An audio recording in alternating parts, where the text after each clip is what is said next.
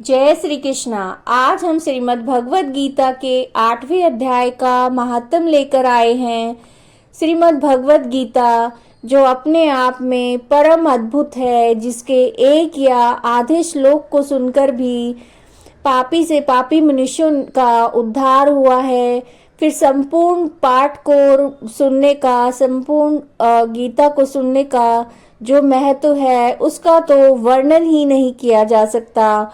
तो आइए हम आज श्रीमद् भगवत गीता के 8वें अध्याय का जो महात्म्य है उसका पाठ आरंभ करते हैं।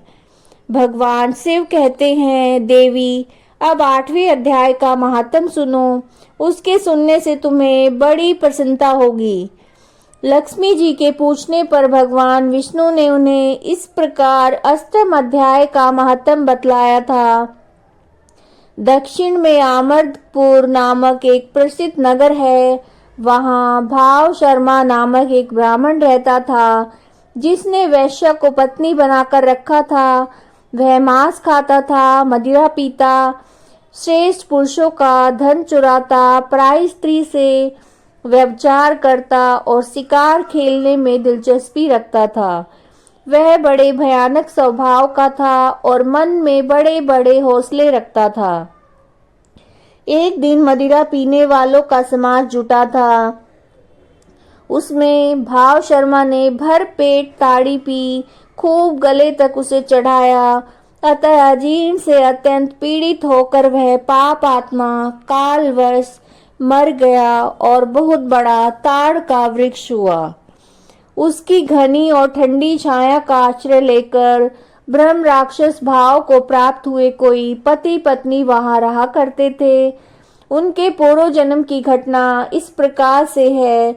एक कुशी बल नामक ब्राह्मण था, जो वेद वेदांग के तत्वों का ज्ञाता, संपूर्ण शास्त्रों के अर्थ का विशेषज्ञ और सदाचारी था।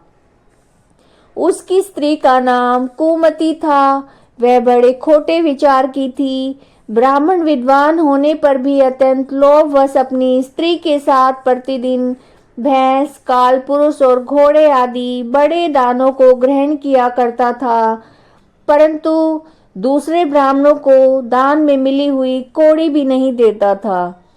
वे दोनों ही पति पत्नी कालवश मृत्यु को प्राप्त होकर ब्रह्म राक्षस हुए। वे भूख और प्यास से पीड़ित होकर इस पृथ्वी पर घूमते हुए उसी ताड़ वृक्ष के पास आए और उसके मूल भाग में विश्राम करने लगे। इसके बाद पत्नी ने पति से पूछा, नाथ, हम लोगों का यह महान दुख कैसे दूर होगा तथा ब्रह्म राक्षस योनि से किस प्रकार हम दोनों की मुक्ति होगी? तब ब्राह्मण ने कहा, ब्रह्म विद्या के उपदेश, अध्यात्म तत्व के विचार और कर्म विधि के ज्ञान के बिना किस प्रकार संकट से छुटकारा मिल सकता है? यह सुनकर पत्नी ने पूछा, पुरुषोत्तम, वह ब्रह्म क्या है, अध्यात्म क्या है और कर्म कौन सा है? उसकी पत्नी के इतना कहते ही जो आश्चर्य की घटना घटित हुई उसको सुनो। उपयुक्त वाक्य गीता के 8वें अध्याय का आधा श्लोक था और उसको श्रवण से वह वृक्ष उस समय ताड़ के रूप को त्याग कर भाव शर्मा नामक ब्राह्मण हो गया। तत्काल ज्ञान होने से विशुचित होकर वह पाप के चोले से मुक्त हो गया तथा उस आधे श्लोक के ही महात्म्य से वे पति पत्नी भी मुक्त हो गए। उनके मुख से देवात ही 8वें अध्याय का आधा श्लोक निकल पड़ा था। तदंतर आकाश से एक दिव्य विमान आया और वे दोनों पति पत्नी उस विमान पर आरूढ़ होकर स्वर्ग लोक को चले गए। वहां का सारा वृत्तांत अत्यंत आश्चर्यजनक था। उसके बाद उस बुद्धिमान ब्राह्मण भाव शर्मा ने आदर पूर्वक उस आधे श्लोक को लिखा और देव जनार्दन की आराधना करने की इच्छा से वह मुक्तिदायिनी काशीपुरी में चला गया। वहां उस उदार बुद्धि वाले ब्राह्मण ने भारी तपस्या आरंभ की। उसी समय क्षीर सागर की कन्या भगवती लक्ष्मी ने हाथ जोड़कर देवताओं की भी देवता जगतपति जनार्दन से पूछा, नाथ, आप सहसा नींद त्याग कर क्यों खड़े हो गए? श्री भगवान बोले, देवी, काशीपुरी में भागीरथी के तट पर बुद्धिमान ब्राह्मण भाव शर्मा मेरे भक्ति रस से परिपूर्ण होकर अत्यंत कठोर तपस्या कर रहा है।